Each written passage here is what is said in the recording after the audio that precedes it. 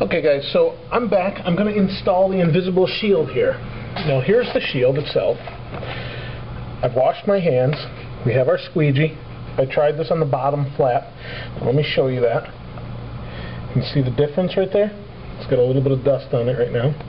Do you see the difference? This one does not have the invisible shield. This does.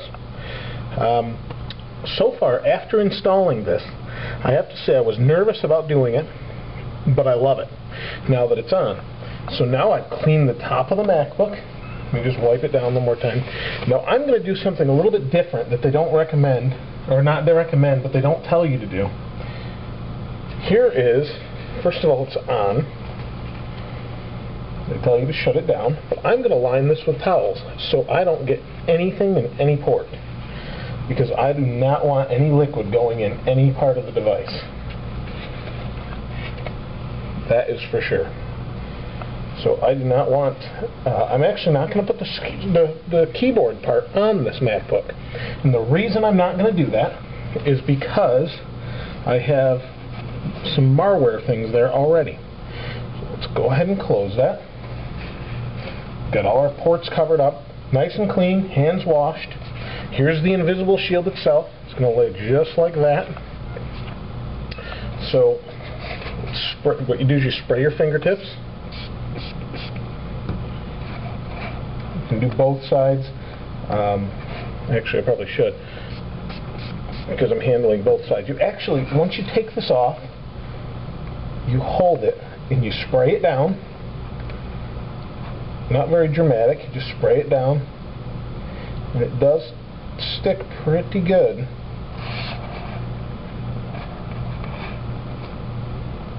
In fact, there it goes. Okay. Got the corner started. It's taking a fair amount of work here to get it off of this sheet here. Okay. So you're going to lay this out. You do not peel it like paper. You do not want it to lay on itself, or you're going to have a bit of an issue, because it is super sticky. See right there? Now you have, because I have my fingers wet, so I can go ahead and spray it.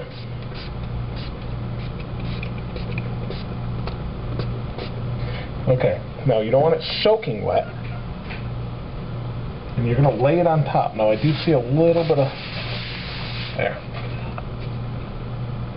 Lay it over here, and we lay it down. Now the cool thing about this is it actually, you can, because it's wet, you can kind of slide it into place. Let me wet my fingers again.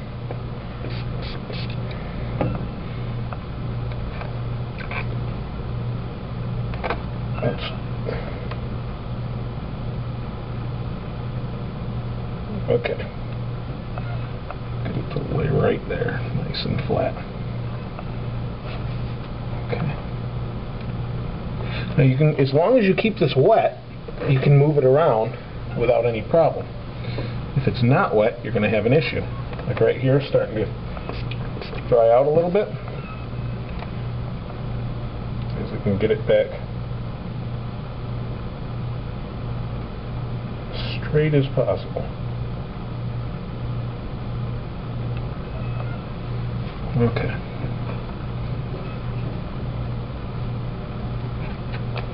Now, I must say the last one I did was not quite this size of sheet, and it's going to take some patience to get this on here.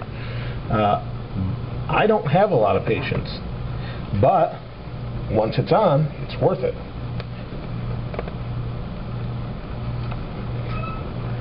So it does not, let's see what it looks like in the back.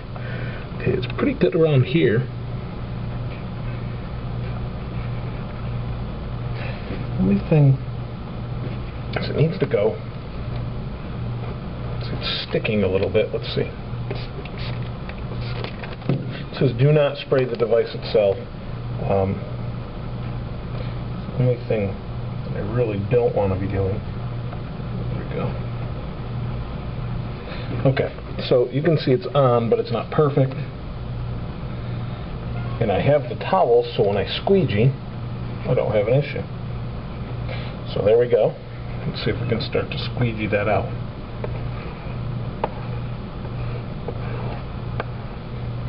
Again, these towels here to catch some of this. Now this isn't, you want to spray the top too to help. And you get the air out of there. And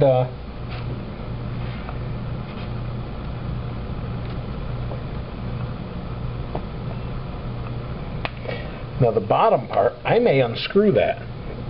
As I put in the MacBook memory before, it makes me a little nervous if I don't unscrew it.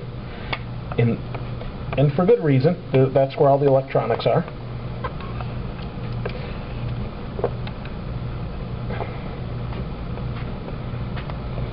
And you can see it's coming together. It does take some time. Now you want to guide these away from ports. You spray this a little bit more. Make it a little easier to squeegee. You want to guide all of this liquid away from the ports, which is obvious, but just make sure if you're doing an installation, you know, this is the biggest surface I have to do, so it's going to be the most difficult.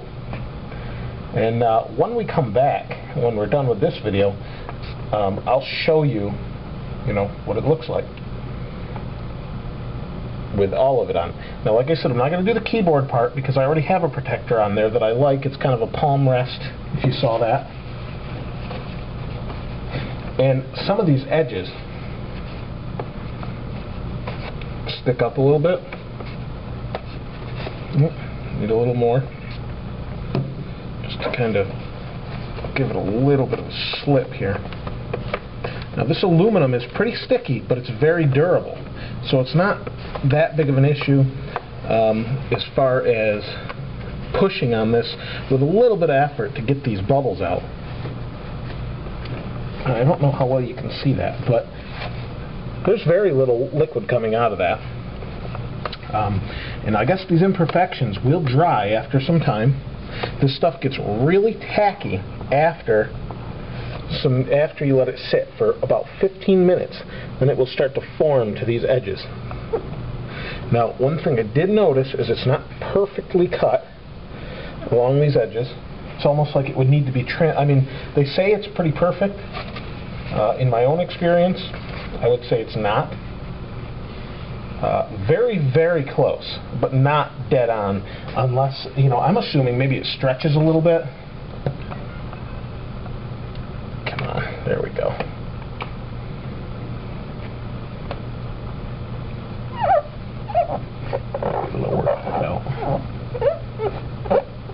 There we go. So, as I work all these bubbles out, like I said, I'll come back and show you the finished result. I'm not going to record the whole video. In fact, you'll probably see clips of this.